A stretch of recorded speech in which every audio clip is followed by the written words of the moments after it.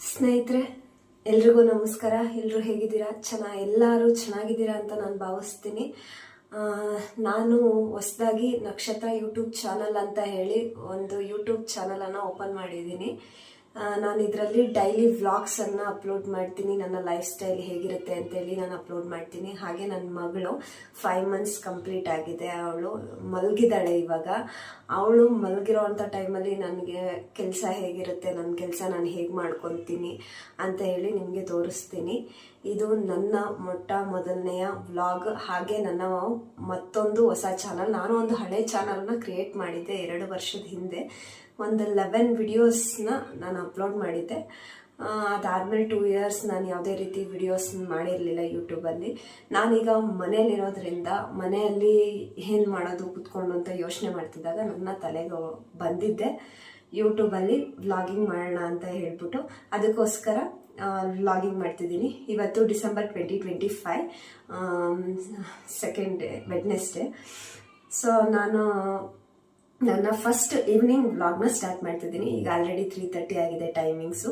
ನನ್ನ ಮಗಳು ಮಲಗಿದ್ದಾಳೆ. ಅವಳು ಎದ್ದಾಳು ಅಷ್ಟೊತ್ತಿಗೆ ನಾನು ನನ್ನ ಕೆಲಸ ಎಲ್ಲ ಮುಗಿಸ್ಕೋಬೇಕು. ನನಗೆ ಸ್ವಲ್ಪ ಪಾತ್ರೆಗಳಿದ್ದಾವೆ, ಇವಾಗ ಅವನ್ನೆಲ್ಲ ತೊಳ್ಕೊಂಡು ಸ್ವಲ್ಪ ಬಟ್ಟೆಗಳಿದ್ದಾವೆ, ಎಲ್ಲನೂ ಮಡಚಿಟ್ಟು ನನ್ನ ಕೆಲಸನ ನಾನು ಮುಗಿಸ್ಕೋಬೇಕು.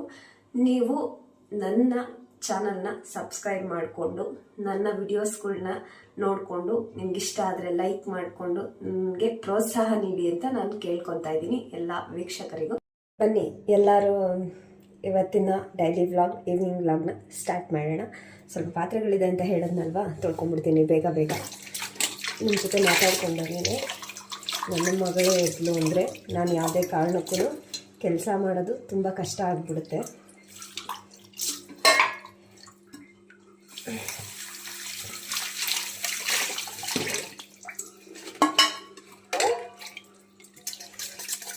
ಹೆಣ್ಮಕ್ಳು ಎಷ್ಟೇ ಓದಿದ್ರು, ಎಷ್ಟೇ ಇದು ಮಾಡಿದ್ರು, ಮದುವೆ ಆದಮೇಲೆ ಅಥವಾ ಮಕ್ಕಳಾದಮೇಲೆ ಮಗು ಕಡೆ ಸ್ವಲ್ಪ ಗಮನ ಕೊಡಬೇಕಾಗತ್ತೆ.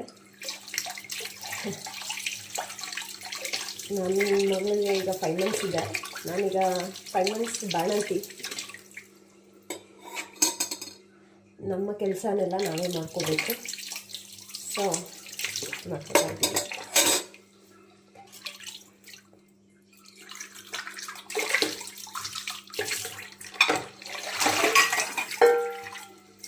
ಪಾತ್ರೆಗಳು ಸ್ವಲ್ಪನೇ ಇದ್ವಿ, ಜಾಸ್ತಿ ಇದ್ದಿದ್ರೆ ಸ್ವಲ್ಪ ಕಷ್ಟ ಆಗ್ತಿರೋದು. ಸ್ವಲ್ಪ ಇರೋದ್ರಿಂದ ಬೇಗ ಬೇಗ ತೊಳೆದ್ಬಿಟ್ಟು ಬೇಗ ಬಟ್ಟೆ ಮಡಚಿಟ್ಟು ನನ್ನ ಮಗಳು ಎದ್ದರೆ ತಿರ್ಗಾ ಫೀಡ್ ಮಾಡಿಸ್ಬೇಕಾಗುತ್ತೆ. ನಾನು ಅವಳು ಎದ್ದೋದ್ರೊಳಗಡೆ ಮಾಡ್ಕೋಬೇಕು. ಅದಾದಮೇಲೆ ತಿರ್ಗಾ ಮತ್ತೆ ಸಂಜೆ ಒಂದು ಲೋಟ ಕಾಫಿ ಮಾಡ್ಕೊಂಡು ಕುಡಿದು ನೆಕ್ಸ್ಟು ಅಡುಗೆ. ದಿನ ಬೆಳಗ್ಗೆ ಆದರೆ ಏನು ತಿಂಡಿ ಮಾಡೋದು, ಏನು ಅಡುಗೆ ಮಾಡೋದು, ಮಧ್ಯಾಹ್ನಕ್ಕೆ ಏನು ಊಟ ಮಾಡೋದು, ಇದೇ ಇರುತ್ತೆ.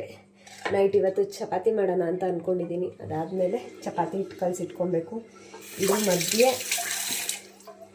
ಏನೇನು ಕೆಲಸ ಬರುತ್ತೋ ಅದು ನನ್ನ ಮಗಳದೇ ಬರುತ್ತೆ ಎಲ್ಲನೂ.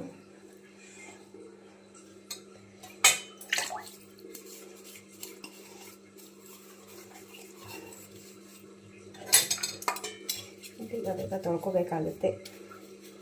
ಸ್ವಲ್ಪನೇ ಇದ್ದಿತ್ತು ಪಾತ್ರೆ.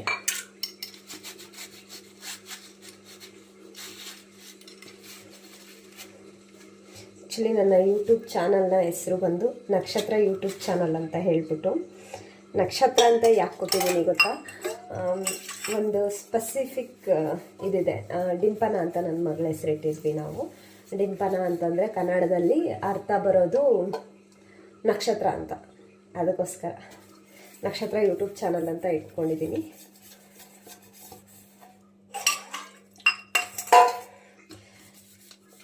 ಮಗು ಇಟ್ಕೊಂಡು ಎಲ್ಲೂ ಹೊರಗಡೆ ಕೆಲಸಕ್ಕೆಲ್ಲ ಹೋಗೋಕ್ಕಾಗಲ್ಲ, ಮಾಡೋಕ್ಕಾಗಲ್ಲ. ಕೆಲವರು ಮಾಡೋ ಅಂಥವ್ರು ಇದ್ದಾರೆ, ಆದರೆ ನನ್ನ ಮಗಳು ಒಬ್ಬಳನ್ನೇ ಬಿಟ್ಟು ನಾನು ಎಲ್ಲೂ ಹೋಗೋ ಪರಿಸ್ಥಿತಿಲಿ ಸದ್ಯಕ್ಕೆ ಇಲ್ಲ.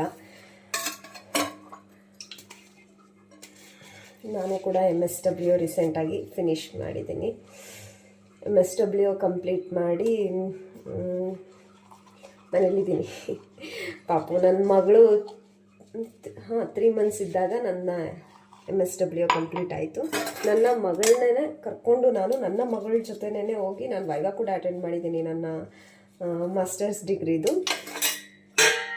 ಆಲ್ಮೋಸ್ಟ್ ನಾನು ನನ್ನ 9 ಮಂತ್ಸ್ ಪ್ರೆಗ್ನೆಂಟ್ ಇದ್ದವರೆಗೂ ನಾನು ಕಾಲೇಜಿಗೆ ಹೋಗಿದ್ದೆ. ಲಾಸ್ಟ್ ಇನ್ನೇನು ಡೆಲಿವರಿ ಹತ್ರ ಇದೆ ಅನ್ನೋ ಟೈಮಲ್ಲಿ ನಾನು ಕಾಲೇಜಿಗೆ ಹೋಗಿರಲಿಲ್ಲ. ಒಂದು 20 ಡೇಸ್ ಬ್ಯಾಕ್ ನಾನು ಮನೇಲಿದ್ದೆ. 2025 ಜೂನ್ 28 ನನ್ನ ಮಗಳು ಬಾರ್ನ್ ಆಗಿತ್ತು. ಇಲ್ಲೇ BGS ನೆಲಮಂಗಲ BGS ಸಂಸ್ಥೆ ಇದೆಯಲ್ಲ, ಅಲ್ಲಿ ಅಡ್ಮಿಟ್ ಆಗಿದ್ದೆ ನಾನು. ಅಲ್ಲೇ ನನಗೆ ಸೆಕ್ಷನ್ ಆಗಿದ್ದು. ನನ್ನ ಮಗಳನ್ನ ಬಾರ್ನ್ ಅಲ್ಲೇ ಆಗಿದ್ದು ನನ್ನ ಮಗಳು. 5 ಡೇಸ್ ಇದ್ವಿ ಅನಿಸುತ್ತೆ. ಅದು ಮುಗಿಸ್ಕೊಂಡು ನಾವು ಮನೆಗೆ ಬಂದಮೇಲೆ ನನ್ನ ಮಗಳದೇ ಇವಾಗ ಸಾಮ್ರಾಜ್ಯ.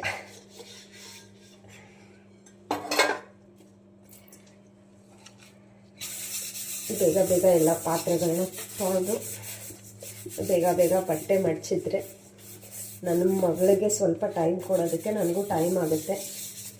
ಕೆಲವೊಬ್ಬರು ಮನೆಯಲ್ಲಿ ಬಾಣಂತಿಯರು ಒಬ್ಬೊಬ್ಬರೇ ಇರ್ತಾರೆ, ಒಬ್ಬೊಬ್ಬರೇ ಮಾಡ್ಕೊತಿರ್ತಾರೆ. ಅಂಥ ಟೈಮಲ್ಲಿ ಅಂದರೆ ಆದಷ್ಟು ಮಗಳು ಮಲ್ಕೊಂಡಿದ್ದಾಗ ಕೆಲಸ ಮಾಡ್ಕೊಳ್ಳೋದ್ರ ಜೊತೆಗೆ ರೆಸ್ಟ್ ಮಾಡೋ ಅವಶ್ಯಕತೆಯೂ ನಮಗಿರುತ್ತೆ. ಯಾಕಂದರೆ ಸೆಕ್ಷನ್ ಅಂತಂದರೆ ಸುಮ್ಮನೆ ಅಲ್ಲ, ಅದ್ರ ಜೊತೆಗೆ ರೆಸ್ಟ್ ಮಾಡ್ಕೊಳ್ಳೋದು ತುಂಬ ಇಂಪಾರ್ಟೆಂಟ್ ಆಗುತ್ತೆ. ಕೆಲಸನೂ ಮಾಡಬೇಕು, ಕೆಲಸಗಳು ಇರ್ತವೆ. ಕೆಲಸ ಹಂಗೆ ಬಿಟ್ಟರೆ ಎಲ್ಲ ಫುಲ್ಲು ಇದಾಗುತ್ತೆ. ಕೆಲಸದ ಜೊತೆಗೇ ರೆಸ್ಟ್ ಮಾಡ್ಕೋಬೇಕಾಗತ್ತೆ.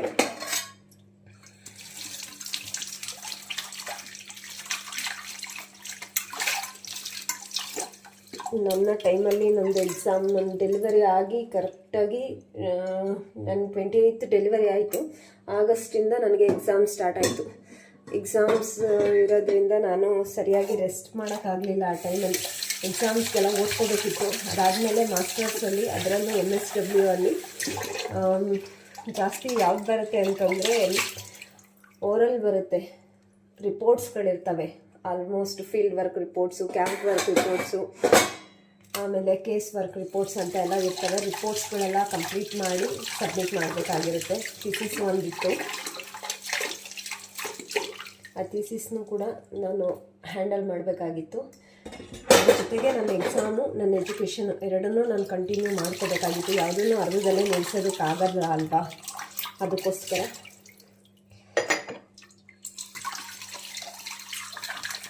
1 ಮಂತ್ ಬೇಬಿನ ನಮ್ಮ ಅತ್ತೆ ಹತ್ರ ಬಿಟ್ಟು ನಾನು ಎಕ್ಸಾಮ್ ಬರೆಯೋಕ್ಕೆ ಹೋಗ್ತಿದ್ದೆ. ಎಕ್ಸಾಮ್ 10ಗೆ ಸ್ಟಾರ್ಟ್ ಆಗೋದು, 1ಗೆ ಕಂಪ್ಲೀಟ್ ಆಗೋದು.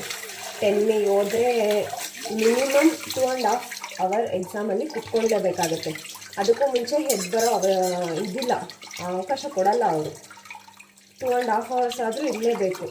ಪಾಪುಗೆ ಚೆನ್ನಾಗಿ ಬ್ರೆಸ್ಟ್ ಫೀಡ್ ಮಾಡಿಸಿ ಮಲಗಿಸ್ಬಿಟ್ಟು ಕರೆಕ್ಟಾಗಿ 9:45 ಇಲ್ಲಿ ಬಿಡ್ತಿದೆ. 15 ಮಿನಿಟ್ಸ್ಗೆ ತುಮಕೂರಿಗೆ ಹೋಗ್ತಿದ್ವಿ ನಾವು.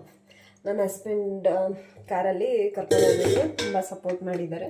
15 ಮಿನಿಟ್ಸ್ ಅಲ್ಲಿ ಹೋಗಿ 10ಗೆ ಎಕ್ಸಾಮ್ ಸ್ಟಾರ್ಟ್ ಆಯಿತು ಅಂತಂದರೆ 12:30ವರೆಗೂ ಎಕ್ಸಾಮ್ ಹಾಲಲ್ಲಿ ಕುತ್ಕೊತಿದ್ದೆ. 12:30ಗೆ ಎಕ್ಸಾಮ್ ಮುಗಿಸ್ಕೊಂಡು ರಿಟರ್ನ್ 1ಗೆಲ್ಲ ರಿಟರ್ನ್ ಆಗಿಬಿಡ್ತಿದ್ವಿ. ಅಲ್ಲಿವರೆಗೂ ನನ್ನ ಮಗಳು ಮಲ್ಗೆ ಇರೋಳು. ಸ್ಟಾರ್ಟಿಂಗಲ್ಲಿ ಮಕ್ಕಳು ತುಂಬ ನಿದ್ದೆ ಮಾಡ್ತಾರೆ, ನನ್ನ ಮಗಳು ಮಲ್ಕೊಂಡಿರೋಳು. ಜಾಸ್ತಿ ಫೀಡಿಂಗ್ ಮಾಡಿಸಿ ಹೋಗಿರೀನು, ಅಕಸ್ಮಾತ್ ಏನಾದರೂ ಹಾಗೂ ಅವಳು ಗಲಾಟೆ ಮಾಡಿದ್ರೆ ಅಥವಾ ಏನಾದರೂ ಪ್ರಾಬ್ಲಮ್ ಮಾಡಿದ್ರೆ ಅವಳನ್ನ ನೋಡ್ಕೊಳ್ಳೋದಕ್ಕೆ ನಮ್ಮ ಅತ್ತೆ ಇದ್ದರು. ಆದರೆ ಹಸುವಾಗುತ್ತೆ ಅಲ್ವಾ, ಹಸುವಾದಾಗ ಏನು ಮಾಡ್ತಾರೆ ಮಕ್ಕಳು, ತುಂಬಾ ಅಳ್ತಾರೆ. ಸೊ ಬ್ರೆಸ್ಟ್ ಫೀಡಿಂಗ್ ಜೊತೆಗೆ ಫಾರ್ಮುಲಾ ಮಿಲ್ಕನ್ನು ಆ ಟೈಮಲ್ಲಿ ಕೊಟ್ಟಿದ್ದೀನಿ. ಒಂದು 4 ಡೇಸ್ ಎಕ್ಸಾಮ್ ಇತ್ತು. 4 ಡೇಸಲ್ಲಿ ತುಂಬ ಹಠ ಮಾಡಿದಾಗ ಅಥವಾ ಅವಳಿಗೆ ಹಸುವು ಜಾಸ್ತಿ ಆದಾಗ ಮಾತ್ರ ನಾನು ಫಾರ್ಮುಲಾ ಮಿಲ್ಕ್ನ ಕೊಡೋದಕ್ಕೆ ಹೇಳೋಗಿದ್ದೆ. ಫಾರ್ಮುಲಾ ಮಿಲ್ಕ್ನು ಕೊಟ್ಟಿದ್ವಿ. ಇವಾಗ ಪಾತ್ರೆ ತೊಳೆದಿದ್ದಾಯಿತು, ಜಲ್ದಿ ಹೋಗಿ ಬಟ್ಟೆಗಳು ಮಡ್ಚಾಕ್ಬಿಡೋಣ. ಬಟ್ಟೆಗಳು ನೋಡಬೇಕು ನೀವು ಹೇಗಿದೆ ಅಂತ ಹೇಳ್ಬಿಟ್ಟು. ನಾನು ನೋಡಿಬಿಟ್ರೆ ನೀವೇ ಶಾಕ್ ಆಗ್ತೀರಾ. ಆಗಿರೋವೆಲ್ಲನೂ ತೊಗೊಂಬಂದು ಗುಡ್ಡೆ ಹಾಕ್ಬಿಟ್ಟಿದ್ದೀನಿ. ಯಾವುದೂ ಇದು ಮಾಡ್ಕೊಂಡಿಲ್ಲ. ನೋಡಿ ಇಲ್ಲಿ ಬಟ್ಟೆಗಳ ರಾಶಿನೇ ಇದೆ, ತೋರಿಸ್ತೀನಿ ರೀ. ಸಾರಿ ಈಗ ಕಾಣಿಸ್ತಿದ್ಯಾ? ಬಟ್ಟೆಗಳ ರಾಶಿನೇ ಇದೆ. ಎಲ್ಲನೂ ತೊಗೊಂಬಿಡೋಣ. ಎಲ್ಲನೂ ತೊಗೊಂಡು ಪಟ ಅಂತ ಜೋಡಿಸ್ಕೊಂಡು ಮಡ್ಚಾಕ್ಬಿಡ್ಬೇಕು. ಫುಲ್ ಟಬ್ಬೆ ತಕ್ಕೋತಾ ಇದ್ದೀನಿ. ಎತ್ಕೊಳ್ಳೋಕ್ಕಾಗಲ್ಲ. ಸಿಸರಿನ್ ಆಗಿರೋರಿಗೆ ತುಂಬ ತೂಕನ ಎತ್ತಬಾರ್ದು. ಹಾಗೆ ಜಾಸ್ತಿ ಇದನ್ನು ಮಾಡಬಾರ್ದು. ಕೆಲಸಗಳು ಅಷ್ಟೇ, ಹೆವಿ ವರ್ಕ್ಸ್ ಯಾವುದೇ ಕಾರಣಕ್ಕೂ ಮಾಡಬಾರ್ದು. ಎಷ್ಟಿದೆಯೋ ಅಷ್ಟು ನೋಡಿಕೊಂಡು ಕೆಲಸ ಮಾಡಬೇಕು, ಜೊತೆಗೆ ಮಗುನೂ ಹ್ಯಾಂಡ್ಲ್ ಮಾಡ್ಕೋಬೇಕು. ಅದಕ್ಕೋಸ್ಕರನೇ ಕೆಲಸನೂ ಮಾಡಿಕೊಂಡು ಮಗುನೂ ಮಾಡಿಕೊಂಡು ನಾನು ರೆಸ್ಟ್ ನೋಡ್ಕೋಬೇಕಾಗುತ್ತೆ, ಮಗುನೂ ನೋಡಿಕೊಂಡು. ಸರಿನಾ? ಆ್ಯಕ್ಚುಲಿ ಇದು ತುಂಬ ದಿನದ್ದು ಬಟ್ಟೆಗಳು, ಫುಲ್ಲು ಒಂದು 2-3 ಡೇಸ್ ಕಂಟಿನ್ಯೂಸ್ ಆಗಿ ಬಟ್ಟೆಗಳು ಫಿಲ್ ಮಾಡಿ ವಾಷಿಂಗ್ ಮಿಷಿನ್ಗೆ ಹಾಕಿದ್ವಿ. ಅವೆಲ್ಲನೂ ಇಲ್ಲೇ ಇದ್ದಾವೆ, ಎಲ್ಲ ಮರ್ಚಿಟ್ಬಿಡೋಣ. ಟಿಪ್ಪು ಸೈಲೆಂಟಾಗಿ ಮಲಗಿದ್ದಾಳೆ. ಸ್ವಲ್ಪ ಸೌಂಡ್ ಆಯಿತು ಅಂದರೂ ನನ್ನ ಮಗಳು ಪಟ್ಟಂತ ಎದ್ಬಿಡ್ತಾಳೆ. ಅವಳಿಗೆ ಒಂದು ಚೂರು ಗಲಾಟೆ ಇರಬಾರ್ದು ಮನೇಲಿ ಮಲಗಿದ್ದಾಗ. ಒಂದು ಚೂರು ಗಲಾಟೆ ಇದ್ದರೂ, ಗಲಾಟೆ ಆದರೂ, ಒಂದು ಸಣ್ಣ ಸೌಂಡ್ ಆದರೂ ಎದ್ದೇಳ್ತಾಳೆ. ಅದಕ್ಕೆ ನಾನು ತುಂಬ ಕೇರಾಗಿ ಮತ್ತು ಕೇರ್ಫುಲ್ಲಾಗಿ ನೋಡ್ಕೋತೀನಿ. ಮಕ್ಕಳಿರೋ ಮನೆಯಲ್ಲಿ ಬಟ್ಟೆಗಳು ಜಾಸ್ತಿ ಇರುತ್ತೆ. ಕೆಲವರು ಜಾಸ್ತಿ ಪ್ಯಾಂಪರ್ಸ್ ಯೂಸ್ ಮಾಡೋಲ್ಲ, ಮಕ್ಕಳುಗಳಿಗೆ ಪ್ರಾಬ್ಲಮ್ ಆಗುತ್ತೆ ಅಂತ ಹೇಳ್ಬಿಟ್ಟು ಪ್ಯಾಂಪರ್ಸ್ ಬದಲು ಅವರು ಕಾಟನ್ ಕ್ಲಾತ್ಸ್ಗಳನ್ನ ಯೂಸ್ ಮಾಡ್ತಾರೆ. ನಮ್ಮ ಮನೆಯಲ್ಲಿ ನಾನು ಒಬ್ಬಳೇ ಇರೋದು, ನಾನು ಒಕ್ಕೊಂಡು ಕೂತ್ಕೊಳ್ಳೋ ಅಷ್ಟು ಪುರ್ಸೋದು ನನಗಿಲ್ಲ.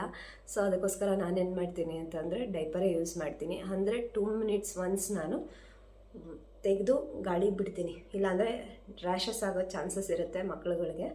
ಅದಕ್ಕೆ 2 ಮಿನಿಟ್ಸ್ ಒನ್ಸ್ ತೆಗೆದು ಗಾಳಿಗೆ ಬಿಟ್ಟು ನಾನು ಅದಾದಮೇಲೆ ಹಾಕ್ತೀನಿ. ಕೆಲವೊಂದು ಸತಿ ಮಾರ್ನಿಂಗ್ ಏನು ಮಾಡ್ತೀನಿ ಅಂತಂದರೆ ಅವಳು ಎದ್ದೇಳ್ತಾಳಲ್ವ, ಅವಾಗ ಆಟ ಆಡ್ತಿರ್ತಾಳೆ. ಆಟ ಆಡೋ ಟೈಮಲ್ಲಿ ಏನು ಮಾಡ್ತೀನಿ ಅಂತಂದರೆ ಹಾಗೆ ಬಿಟ್ಬಿಡ್ತೀನಿ ಸ್ವಲ್ಪ ಹೊತ್ತು. ಡೈಪರ್ನ ತೆಗೆದುಬಿಟ್ಟು ಸ್ಮಾಲ್ ಇದನ್ನು ಹಾಕ್ತೀನಿ, ಪ್ಯಾಂಟೀಸ್ ಬರುತ್ತಲ್ಲ, ಸ್ಮಾಲ್ ಪ್ಯಾಂಟೀಸು ಮಕ್ಕಳಿಗೆ ಅಂತಲೇ, ಅದನ್ನು ಹಾಕ್ಬಿಟ್ಟು ಬಿಟ್ಟಿರ್ತೀನಿ. ಆಡ್ಕೋತಿರ್ತಾಳೆ. 1-2 ಟೈಮ್ಸ್ ಸುಸ್ಸು ಮಾಡ್ಕೋತಾಳೆ. ಅದನ್ನು ಚೇಂಜ್ ಮಾಡ್ತೀನಿ ನಾನು ಇಮಿಡಿಯೇಟ್.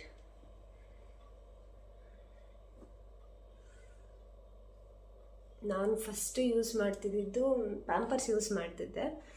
ಅದಾದಮೇಲೆ ನಾನು ಲಿಟಲ್ಸ್ ಇದಕ್ಕೆ ಸ್ವಿಚ್ ಆಗಿದ್ದು. ಲಿಟಲ್ಸು ಚೆನ್ನಾಗಿ ಬಾಳಿಕೆ ಬರುತ್ತೆ, ಅದೂ ಚೆನ್ನಾಗಿದೆ, ಪ್ಯಾಂಪರ್ಸು ಚೆನ್ನಾಗಿದೆ. ಅದಾದಮೇಲೆ ಈಗ ಸದ್ಯಕ್ಕೆ ಮ್ಯಾನಿಪಾಕೋ ಪ್ಯಾಂಟ್ಸ್ ಯೂಸ್ ಮಾಡ್ತಾಯಿದ್ದೀನಿ. ಮಗಳದು ಕಂಫರ್ಟ್ ನೋಡ್ತಾ ಇದ್ದೀನಿ, ಎಲ್ಲದಕ್ಕೂ ಅಡ್ಜಸ್ಟ್ ಆಗಬೇಕು ಅವಳು. ಕೆಲವೊಂದು ಸತಿ ಎಲ್ಲ ಸಿಗಲ್ಲ. ಲಿಟಲ್ಸ್ ಏನಂದರೆ ಆನ್ಲೈನಲ್ಲೇ ಆರ್ಡ್ರ್ ಮಾಡಬೇಕು. ಆನ್ಲೈನಲ್ಲಿ ಆರ್ಡ್ರ್ ಮಾಡಿಕೊಂಡು ಅದಕ್ಕೆ ವೆಯ್ಟ್ ಮಾಡಿಕೊಂಡು ತರೋದಕ್ಕಾಗಲ್ಲ. ಅಥವಾ ಕೆಲವೊಂದು ಸತಿ ಡೆಲಿವರಿ ಲೇಟ್ ಆಗುತ್ತೆ.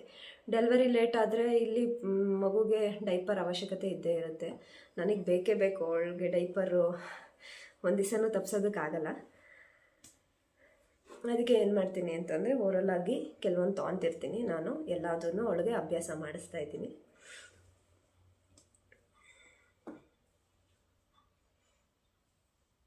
ಬಟ್ಟೆ ಎಷ್ಟಿದ್ದಾವೆ ಅಂತಂದರೆ ಅಷ್ಟರಲ್ಲಿ ನನ್ನ ಮಗಳು ಎದ್ದೇ ಬಿಡ್ತಾಳೆ ಅನಿಸುತ್ತೆ.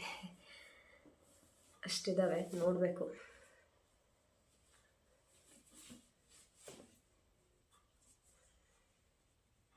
ನನಗೆ ವಾಷಿಂಗ್ ಮಿಷಿನ್ ಇರೋದ್ರಿಂದ ಎಷ್ಟೋ ಕೆಲಸ ಕಡಿಮೆ ಇರುತ್ತೆ. ವಾಷಿಂಗ್ ಮಿಷಿನ್ಗೆ ಹಾಕ್ಕೋತೀನಿ ನಾನು ಜಾಸ್ತಿ. ಕೈಯಲ್ಲಿ ಒಗೆಯೋದೆಲ್ಲ ಇಲ್ಲ, ಯಾಕಂದರೆ ಕೈಯಲ್ಲಿ ಒಕ್ಕೊಂಡು ಕೂತ್ಕೊಂಡ್ರೆ ಪಾಪುನ ಮೇಂಟೈನ್ ಮಾಡ್ಕೊಳ್ಳೋದು ಕಷ್ಟ ಆಗುತ್ತೆ. ಕೈಯಲ್ಲಿ ಒಗೆಯೋಷ್ಟು ಟೈಮ್ ಇಲ್ಲ. ಅದಕ್ಕೋಸ್ಕರನೇ ನಾನು ವಾಷಿಂಗ್ ಮಿಷಿನ್ಗೆ ಹಾಕ್ತೀನಿ. ಯಾವ ಥರ ಕ್ಲಾತು ಅಷ್ಟೇ. ಕೆಲವೊಂದು ಸತಿ ಯೂರಿನ್ ಪಾಸ್ ಮಾಡಿದ್ರು ಅಷ್ಟೇನೆ, ಆ ಕ್ಲಾತ್ಸು ಕೂಡ ಅವಳದು ಎಲ್ಲ ನಾನು ವಾಷಿಂಗ್ ಮಿಷಿನ್ಗೆ ಹಾಕ್ತೀನಿ. ವಾಷಿಂಗ್ ಮಿಷಿನಲ್ಲಿ ಹಾಟ್ ವಾಟ್ರ್ ಇದ್ರಲ್ಲಿ ಹಾಕಿದ್ರೆ ಮಕ್ಕಳದ್ದು ಮಾತ್ರ ಸಪ್ರೇಟ್ ಹಾಕಿ ಹಾಕಬೇಕು. ಅದರಲ್ಲಿ ಚೆನ್ನಾಗೇ ವಾಶ್ ಆಗುತ್ತೆ, ಯಾವುದೇ ರೀತಿ ಪ್ರಾಬ್ಲಮ್ ಇಲ್ಲ. ಇದುವರೆಗೂ 5 ಮಂತ್ಸ್ವರೆಗೂ ನಾನು ಅದನ್ನೇ ಯೂಸ್ ಮಾಡಿದ್ದೀನಿ, ಯಾವುದೇ ರೀತಿ ಪ್ರಾಬ್ಲಮ್ ಇರಲಿಲ್ಲ. ಇವಾಗೆಲ್ಲ ಬಟ್ಟೆ ಎಲ್ಲ ಮಡಚಿಟ್ಬಿಟ್ಟು ಸ್ವಲ್ಪ ಕೆಲಸ. ಇನ್ನು ನೆಕ್ಸ್ಟ್ ಏನಂದರೆ ಒಂದು ಲೋಟ ಫಸ್ಟು ಕಾಫಿ. ತಲೆನೋವು ಬಂದುಬಿಟ್ಟಿರುತ್ತೆ ಬೆಳಗಿಂದ ಸಂಜೆವರೆಗೂ. ಅದರಲ್ಲೂ ಕಿವಿ ಕಟ್ಟಲೇಬೇಕಾಗುತ್ತೆ. ಸಿ ಸೆಕ್ಷನ್ ಇದ್ದಾಗ ನಾನು ಕಟ್ಕೊಂಡಿದ್ದೆ 5 ಮಂತ್ಸ್ವರೆಗೂ ಕಿವಿ ಕಟ್ಕೊಂಡು ಹತ್ತಿ ಇಟ್ಕೊಂಡೇ ಇದ್ದೆ. ಈಗ ಸ್ವಲ್ಪ ತೆಗೆದಿದ್ದೀನಿ, ಯಾಕಂದರೆ ತಲೆ ಕಟ್ಟಿ ಒಂಥರ ಹಿಂಸೆ ಅನಿಸೋದು. ಅದಾದಮೇಲೆ ಹೇರ್ ಫಾಲ್ಸ್ ಜಾಸ್ತಿ ಆಗುತ್ತೆ ಮಕ್ಕಳು ದೊಡ್ಡವರಾಗ್ತಾ ಐರನ್ ಟ್ಯಾಬ್ಲೆಟ್ಸು ಮತ್ತು ಕ್ಯಾಲ್ಶಿಯಂ ಟ್ಯಾಬ್ಲೆಟ್ಸು ಬಾಣ್ತಿ ಇದ್ದಾಗ ಮಿಸ್ಸೇ ಮಾಡಬಾರ್ದು. ವಿಟಮಿನ್ B12 ಟ್ಯಾಬ್ಲೆಟ್ಸು ಅದು ಕೂಡ ಮಿಸ್ ಮಾಡಬಾರ್ದು. ಯಾಕಂದರೆ ನಂದು ಲೋ ವಿಟಮಿನ್ B12 ಆಗಿ ಕಾಲೆಲ್ಲ ನೋವು ಬಂದುಬಿಟ್ಟಿತ್ತು. ಹಿಂದೆಗಡೆ ಯಾವ ಥರ ಆಗುತ್ತೆ ಅಂತಂದರೆ ಕಾಲು ಹಿಂದೆಗಡೆ ಮೂಳೆ ಎಲ್ಲ ಸೌದೋದಂಗಾಗಿ ಕಾಲೆಲ್ಲ ನೋವು ಬಂದುಬಿಡುತ್ತೆ. ಐರನ್ ಟ್ಯಾಬ್ಲೆಟ್ಸ್ ಆಗಲಿ ವಿಟಮಿನ್ ಟ್ಯಾಬ್ಲೆಟ್ಸ್ ಆಗಲಿ ಪಾಪು ಹುಟ್ಟಿದ ಮೇಲೆ 6 ತಿಂಗಳವರೆಗೂ ಕಂಟಿನ್ಯೂ ಮಾಡೋಕ್ಕೆ ಹೇಳ್ತಾರೆ. ನಾನೇನು ಮಾಡಿದೆ, ಸ್ಟಾರ್ಟಿಂಗ್ ನುಂಗಕ್ಕೆ ಹೋಗಲಿಲ್ಲ ನಾನು ಮಾತ್ರೆಗಳನ್ನ. ಈಗ ಬಿಡು ಅದೇನಾಗುತ್ತೆ ಅಂತ ಹೇಳ್ಬಿಟ್ಟು ಅದಾದಮೇಲೆ ನನಗೆ ಕಾಣಿಸ್ಕೊಂತು ಐರನ್ ಡಿಫಿಷಿಯನ್ಸಿ ಮತ್ತು ಕ್ಯಾಲ್ಶಿಯಂ ಡಿಫಿಷಿಯನ್ಸಿ ಎಲ್ಲ ಆಗಿ ಏರ್ ಫಾಲ್ ಆಗೋಕ್ಕೆ ಸ್ಟಾರ್ಟ್ ಆಯಿತು, ಕಾಲೆಲ್ಲ ನೋವಾಗಕ್ಕೆ ಸ್ಟಾರ್ಟ್ ಆಯಿತು. ಕ್ಯಾಲ್ಶಿಯಂ ಬೋನ್ಸಲ್ಲಿರೋ ಕ್ಯಾಲ್ಶಿಯಮ್ ಎಲ್ಲ ಕಡಿಮೆ ಆಗೋಕ್ಕೆ ಸ್ಟಾರ್ಟ್ ಆಯಿತು. ಆವಾಗ ಕಾಲು ನೋವು ಜಾಸ್ತಿ ಆಗಿಬಿಡ್ತು. ಅದಕ್ಕೆ ಏನು ಮಾಡಿದೆ, ಮತ್ತೆ ಕಂಟಿನ್ಯೂ ಮಾಡ್ತಾಯಿದ್ದೀನಿ. ಈಗ 5 ಮಂತ್ಸ್ ಇದ್ದರೂ ಕಂಟಿನ್ಯೂ ಮಾಡ್ತಾಯಿದ್ದೀನಿ. ಇನ್ನು ನಾನು 1 ಇಯರ್ ಅಥವಾ 1.5 ಇಯರ್ವರೆಗೂ ನಾನು ಟ್ಯಾಬ್ಲೆಟ್ಸ್ನ ತೊಗೋಬೇಕು ಅಂತೇಳಿ ಡಿಸೈಡ್ ಮಾಡ್ಕೊಂಡಿದ್ದೀನಿ. ಯಾರ್ಯಾರು ಮನೆಯಲ್ಲಿ ಮಗು ಇದೆ, ಯಾರ್ಯಾರು ಮನೆಯಲ್ಲಿ ಒಬ್ಬೊಬ್ಬರೇ ಇದ್ದೀರಾ, ನಿಮ್ಮ ಹೆಲ್ತ್ ಜೊತೆಗೆ ಮಗು ಹೆಲ್ತು ನೋಡಿಕೊಂಡು ಅದ್ರ ಜೊತೆಗೆ ನಿಮ್ಮ ವರ್ಕ್ಗಳನ್ನ ನೀವು ಮಾಡಿಕೊಂಡು ಎಲ್ಲನೂ ಫಿನಿಷ್ ಮಾಡ್ಕೊಳ್ಳೋ ಅಂಥ ಕೆಪಾಸಿಟಿ ನಿಮಗಿದೆ, ನನಗೆ ಗೊತ್ತು. ಆದರೂ ಒಂದು ಸಜೆಷನ್ ಅಂತ ಹೇಳ್ಬಿಟ್ಟು ಫಸ್ಟ್ ರೆಸ್ಟ್ ಮಾಡೋದನ್ನು ನೋಡಿ. ಅದಾದಮೇಲೆ ನಿಮ್ಮ ರೆಸ್ಟ್ ಎಲ್ಲ ಹೇಗಿರುತ್ತೆ ಅದು ನೋಡಿಕೊಂಡು ನಿಮ್ಮ ಅವರ್ಸ್ ಏನಿರುತ್ತೆ ಮಗುದು ಮಲಗೋದು ಅದನ್ನು ನೋಡಿಕೊಂಡು ನೀವು ಸ್ವಿಚ್ ಮಾಡಿಕೊಂಡು ನಿಮ್ಮ ಕೆಲಸಗಳನ್ನ ನೀವು ಕಂಟಿನ್ಯೂ ಮಾಡ್ಕೋಬೋದು. ಪಟ ಅಂತ ಮಾಡಿಸ್ತಾ ಇದ್ದೀನಿ. ಆಗ್ತಿದ್ದಂಗೆ ರಾತ್ರಿಗೆ ಚಪಾತಿ ಮಾಡೋಣ ಅಂತ ಅಂದ್ಕೊಂಡಿದ್ದೀನಿ. ನನ್ನ ಹಸ್ಬೆಂಡ್ ಕೂಡ ಚಪಾತಿ ಬೇಕು ಅಂತ ಕೇಳಿದ್ದಾರೆ. ಚಪಾತಿ ಮಾಡಿ ಇದು ಮಾಡ್ತೀನಿ. ಇವತ್ತು ನನ್ನ ಮೊದಲನೇ ಪ್ರಯತ್ನ, ಮೊದಲನೇ ವ್ಲಾಗು. ಬೇಗ ನಾನು ಬಟ್ಟೆ ಮಡಚಿಡ್ತೀನಿ. ನಾನು ತುಂಬ ಹೊತ್ತು ಮಾತಾಡ್ಕೊಂಡು ಕೂತ್ಕೊಳ್ಳೋಕ್ಕಾಗಲ್ಲ. ಹೋಗಬೇಕು, ಅವಳು ಅಳಕ್ಕೆ ಸ್ಟಾರ್ಟ್ ಮಾಡಿದ್ರೆ ಕಷ್ಟ ಆಗಿಬಿಡುತ್ತೆ. ಅವಳನ್ನು ನೋಡಬೇಕು. ಅವಳು ಏನಾದರೂ ಪ್ಯಾಂಪರ್ಸ್ ಕಂಪ್ಲೀಟಾಗಿ ತುಂಬಿಕೊಂಡಿದ್ರೆ ಅವಳಿಗೆ ಫೀಡ್ ಮಾಡಿಸ್ಬೇಕು. ಅದಕ್ಕೋಸ್ಕರ ಇವತ್ತಿಂದ ವ್ಲಾಗ್ ಅಂತೂ ಕಂಟಿನ್ಯೂ ಆಗಿ ಮಾಡ್ತೀನಿ. 100 ಡೇಸ್ ಚಾಲೆಂಜ್ ತೊಗೊಳ್ಳೋಣ ಅಂತ ಅಂದ್ಕೊಂಡಿದ್ದೀನಿ. ಕಂಟಿನ್ಯೂಸ್ ಆಗಿ ಡೈಲಿ 1 ವಿಡಿಯೋ ಆದರೂ ಮಾಡಬೇಕು ಅಂತ ಡಿಸೈಡ್ ಮಾಡಿದ್ದೀನಿ. ಆದರೆ ನಿಮ್ಮೆಲ್ಲರ ಪ್ರೀತಿ ಪ್ರೋತ್ಸಾಹ ಎಲ್ಲ ನನಗೆ ಸಿಗಲೇಬೇಕು. ನೀವೆಲ್ಲರೂ ನನಗೆ ಸಪೋರ್ಟ್ ಮಾಡ್ತೀರಾ ಅಂತ ನಾನು ನಂಬ್ಕೊಂಡಿದ್ದೀನಿ. ಸಪೋರ್ಟ್ ಮಾಡಿ. ಹಾಗೆ ನನ್ನ ಯೂಟ್ಯೂಬ್ ಚಾನಲ್ನ ಸಬ್ಸ್ಕ್ರೈಬ್ ಮಾಡ್ಕೊಳ್ಳಿ, ಲೈಕ್ಸ್ ಮಾಡಿ, ಕಮೆಂಟ್ಸ್ ಮಾಡಿ, ನಿಮ್ಮ ಅನಿಸಿಕೆಗಳನ್ನ ನಮಗೆ ತಿಳಿಸ್ಕೊಡಿ. ನಮಗೆ ಗೊತ್ತಿಲ್ಲದೆ ಇರೋದನ್ನ ನೀವು ಹೇಳ್ಕೊಡಿ. ಹಾಗಂತ ಹೇಳ್ತಾ ಈ ವಿಡಿಯೋನ ನಾನು ಕ್ಲೋಸ್ ಮಾಡ್ತೀನಿ. ಜೊತೆಗೆ ನನ್ನ ಯೂಟ್ಯೂಬ್ ಚಾನಲ್ನ ನೆನ್ಪಿಟ್ಕೊಳ್ಳಿ, ನಕ್ಷತ್ರ ಯೂಟ್ಯೂಬ್ ಚಾನಲ್ ಅಂತ. Day 1 first vlog. ಎಲ್ರಿಗೂ ನಮಸ್ಕಾರ, ಧನ್ಯವಾದಗಳು.